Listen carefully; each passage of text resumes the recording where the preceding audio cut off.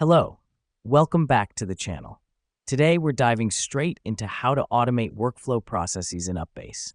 This will be your full guide for 2025, focusing on streamlining your workflow and boosting productivity. First up, we need to define the workflow. Head over to your UPBASE platform and find the Workflow Settings tab. Now, this is where we map out the process. Think of it as drawing a flowchart of how tasks progress within your project. This step is crucial because it helps the system understand the sequence of tasks and who's responsible for each one.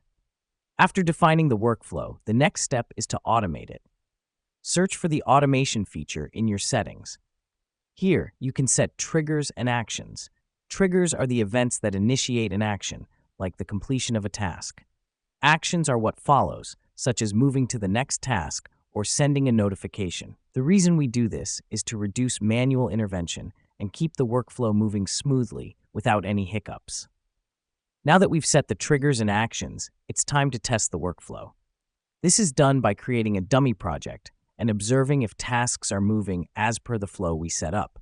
This helps us because it allows us to spot any potential issues and fix them before implementing the workflow across real projects. Next up, once you're satisfied that everything is working perfectly, you can apply this workflow to your projects.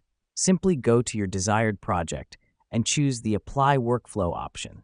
The beauty of this is that it saves you the time and effort of setting up the workflow process for each project individually. Lastly, monitor the automated workflows regularly to ensure everything runs smoothly. If something seems off, UPBASE provides analytics that will help you identify the bottlenecks.